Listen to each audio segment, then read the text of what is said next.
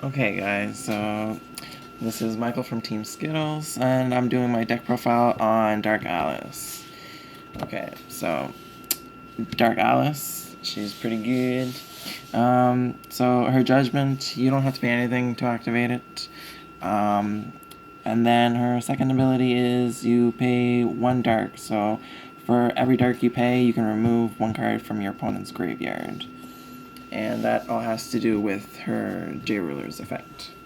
So when we flip it over, she has target attack, and when it enters, you choose a number, and then all Resonators your opponent controls, their monsters get destroyed if it's that number. You can also play your God's Art, which costs 2. J Resonators your opponent controls, gain -2/2. Then you can search your deck for a card named Schrodinger, the Fallen Black Hat, which I'll show later, and put into your field. Then I can shuffle the deck. Okay, so for stones, I run 4 Shadow's Memoria. So this produces dark, and also whenever a Shadow Resonator is put into the field, target Resonator your opponent controls gain -100 attack until the end of turn. And then I run 6 just plain dark stones. For monsters, I run 2 Dark Alice's Shadow Warriors. So this, you can banish it to make your opponent's Resonator gain -2/2. And then I run 4 Executioner. It's a pretty good card, came out in the set. It's a stealth, so you pay 2 to set it in your standby. And then when your opponent summons a monster, you can summon it to the field as long as you control a Darkstone. And you can destroy a opponent's Resonator that costs 3 or less. And then I run 4 Jeanne d'Arc, Shadow Princess of Purity. So when a Resonator is put into the graveyard from your opponent's side of the field, you can target 1 Resonator they control and tap it. Then I run 4 Dark Faria, Princess of Ebony.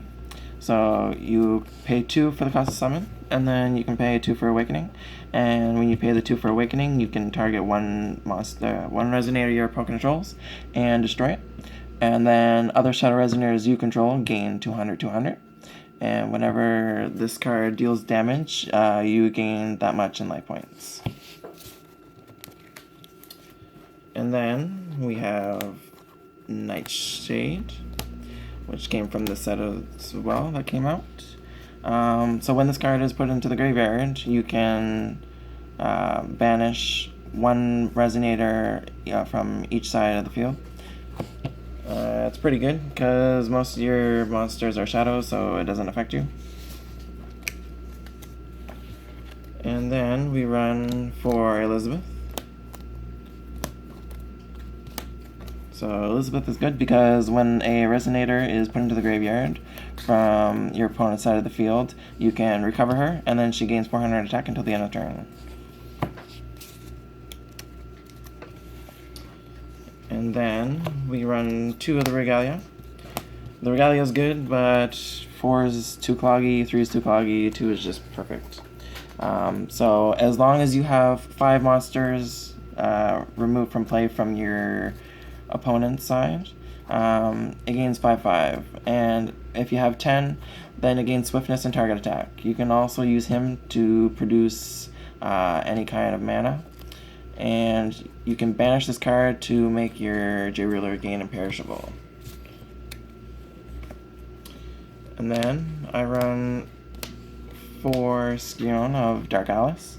It allows you to look at your opponent's hand and discard a Resonator if they have one. And then I run 4 Spiral of Despair. So this allows allows you to make your opponent discard 2 cards from their hand, which is really good.